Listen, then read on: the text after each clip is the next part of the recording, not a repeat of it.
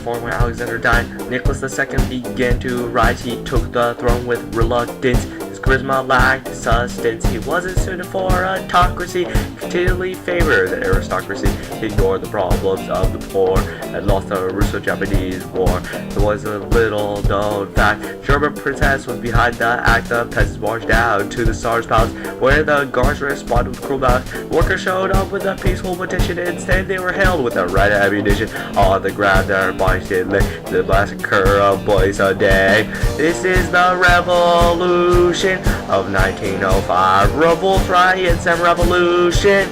A public outcry with October Manifesto and doom of the revolution did die. That was the revolution of 1905.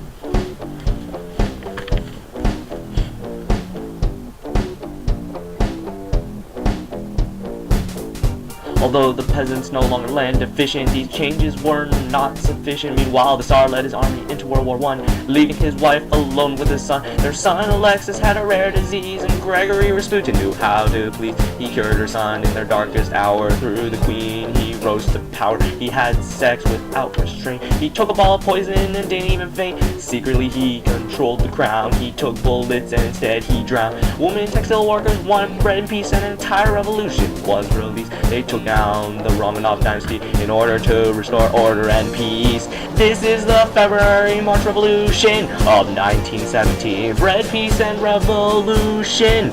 While the Tsar leaves provisional government under Alexander Kerensky, that was the February-March Revolution.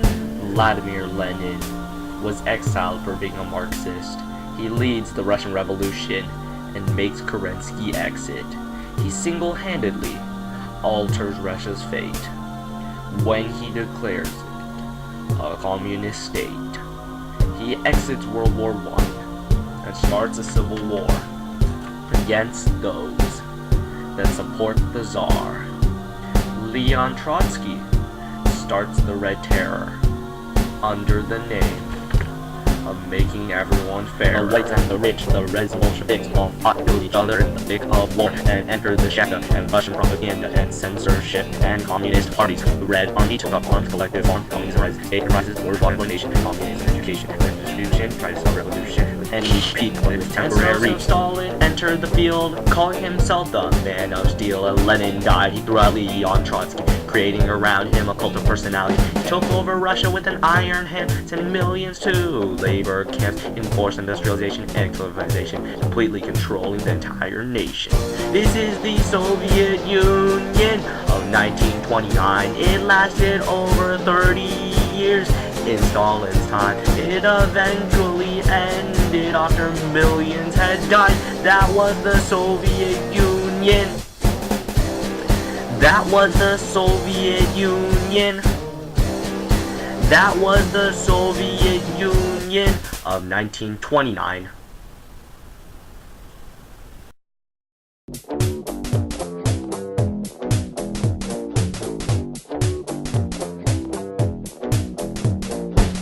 Godzilla was hopping around Tokyo City like a big playground when suddenly Batman burst from the shade and hit Godzilla with a bat grenade. Godzilla got pissed and began to attack, but didn't expect to be blocked by Shaq, who proceeded to open up a can of Shaq Fu when Aaron Carter came out of the blue and he started beating up Shaquille O'Neal. Then they both got flattened by the Batmobile, but before he could make it back to the Batcave, Abraham Lincoln popped out of his grave and took an AK-47 out from under his hat, blew Batman away with a rat-a-tat-tat, but he ran out of bullets and he ran away because Optimus Prime came to save the day. This is the ultimate showdown of ultimate destiny. Good guys, bad guys, and explosions as far as the eye can see, and only one will survive. I wonder who it will be. This is the ultimate showdown of ultimate destiny.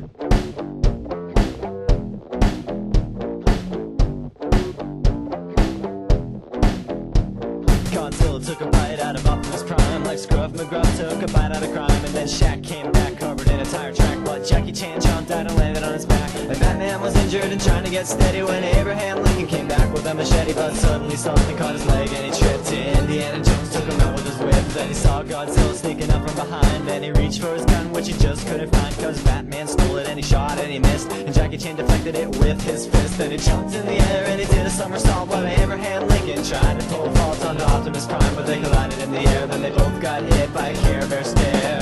This is the ultimate showdown, ultimate destiny. Good guys, bad guys, and explosions as far as the eye can see, and only one will survive. I wonder who it will be. This is the ultimate showdown. Angels sang out in an immaculate chorus.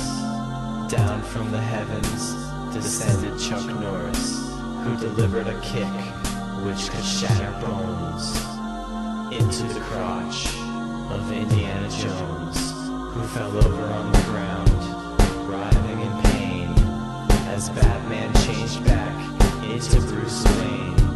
But Chuck saw through his clever disguise, and he crushed Batman's head in between his thighs. Then Gandalf the Grey and Gandalf the White, and Monty Python and the Holy Grail's Black Knight, and Benito Mussolini and the Blue Meanie, and Cowboy Curtis and John B. the Genie, Robocop the Terminator, Captain Kirk and Darth Vader, Lopan, Superman, every single Power Ranger, Bill S. Preston and Theodore Logan, Spock, the Rock, Doc Ock, and Hulk Hogan all came out of nowhere lightning fast, and they kicked Chuck Norris in his cowboy ass. It was the bloodiest battle that the world ever saw, with civilians looking on a total loss. The fight raged on for a century, many lives were claimed, but eventually the champion stood. The rest saw their better, Mr. Rogers in a bloodstained sweater.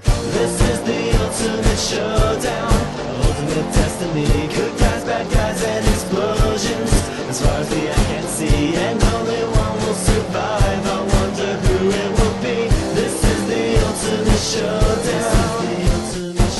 This is the ultimate showdown. This is the ultimate showdown, ultimate destiny.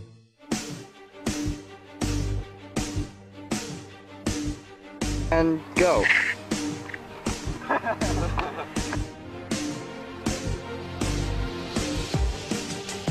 3, 2, 1, go.